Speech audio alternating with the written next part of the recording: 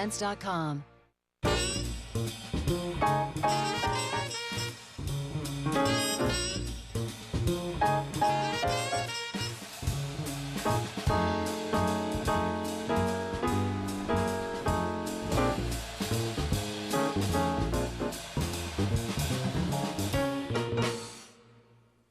For those that don't know, what is a pre-code film? Well, the motion picture industry, the MPAA, wanted to come up with a self-regulating code in order to keep the government out of eventually coming and legislating and regulating film content. They came up with their own code. Right. It became known as the Hays Code, all about what you can say and what you couldn't say. And this is constituted in 1930, but not really put into effect until 1934, when Joseph Breen is chosen by Hays to be the enforcer of the code in the industry. Well, we've chosen a menu of films, pre-code films, right before Hays and Breen started to really enforce the code, which you see people having a kind of a surge, if you will, of this behavior, right, of this amorality that Hays wanted to prevent. And these were movies that really kind of helped push the Motion Picture Association to put the teeth into the code. Well, these are among the movies right, that helped bring on the code. Yeah.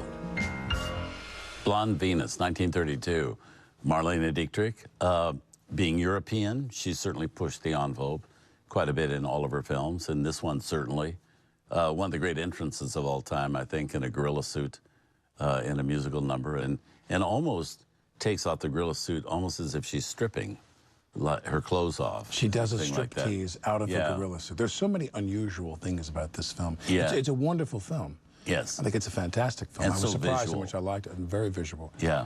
But there's so many unusual things about this. I mean, a cuckolded Herbert Marshall. Right. A kind of a villainous Cary Grant.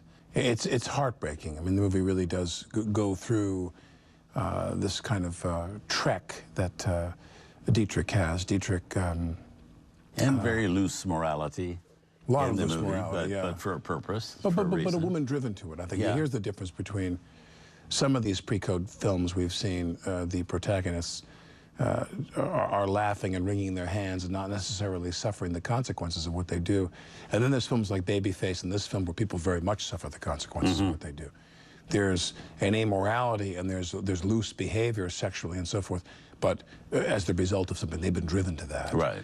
I'm always taken with the good cinematography and want to have a tip of the hat to Burt Glennon, who was the cinematographer here, drums along the Mohawk, Stagecoach.